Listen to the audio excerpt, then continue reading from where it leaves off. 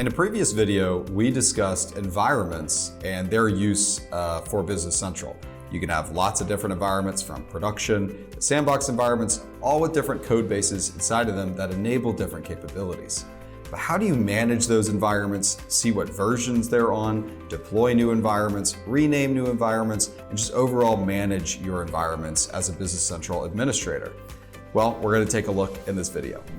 So here I am logged into the Role Center of Business Central. And if I want to get access to all of my different environments, I can see the different names up here by clicking on my environments, but this isn't going to allow me to manage these environments. In order to manage them, you have to come up here to the top right, hit your cog icon, and then scroll down to the Admin Center link here. So this is going to pull me out into the Business Central Admin Center. Now this is where you're going to get all the detail regarding your environments, their current versions, and then any sort of operations that are going on within your environments. So if I want to take a look at more of the specifics that are going on within my production environment, I can just take a look at this production environment URL. It's going to drill through for me and then give me all the detail in regards to the things that are going on just from an administration standpoint.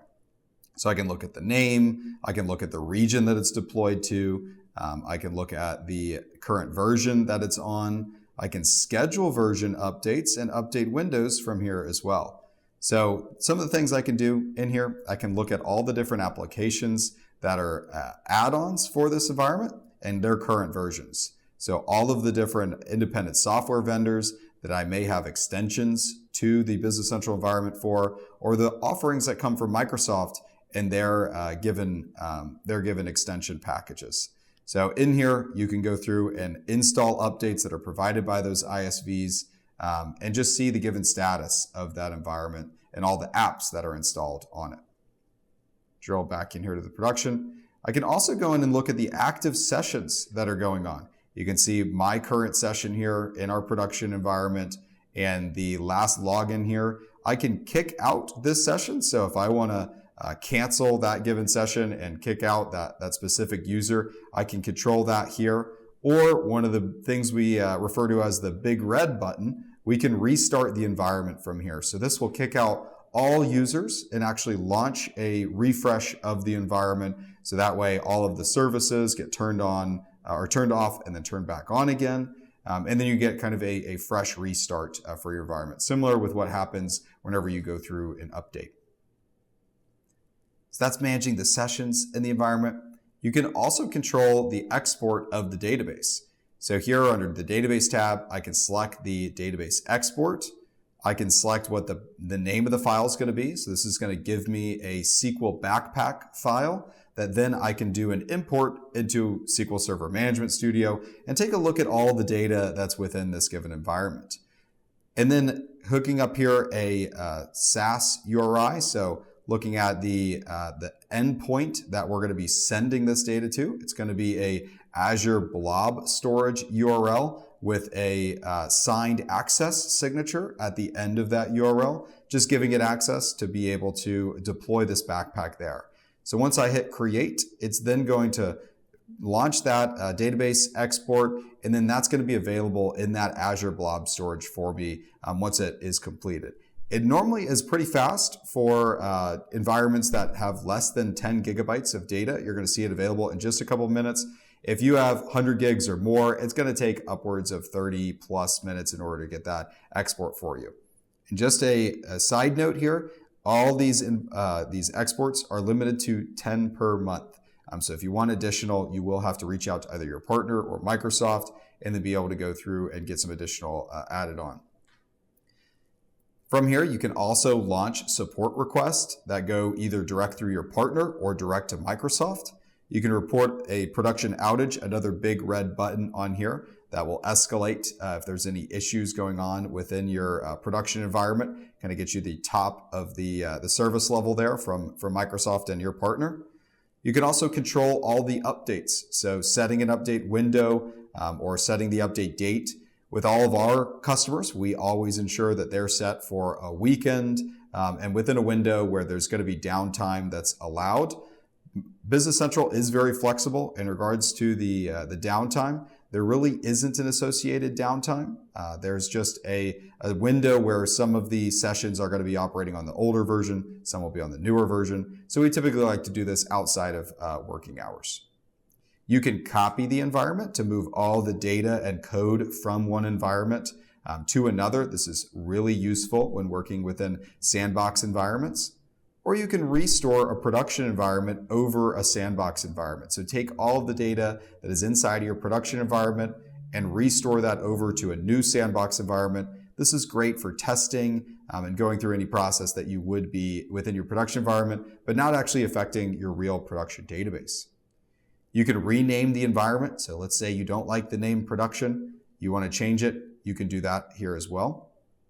You can delete the environment. So you can go ahead and remove the entire environment, remove all access, delete all data and code that's associated with that environment. This is another big red button on here that you only want to give administrators access to. There are backups available post-delete. So if you did accidentally delete an environment, don't worry, there are environments still available for you that you can do a point-in-time restore up to a certain point with Microsoft. And then over here on the left, showcasing some of the different menu items that you can get access to. The notification recipients is going to allow you to put in emails that will receive alerts for all the operations for environments. So update windows, database exports, if there's support tickets that are entered into. The Microsoft Entra apps is the connection between all of the security and associated licenses and all the apps that have registration with you through secret IDs.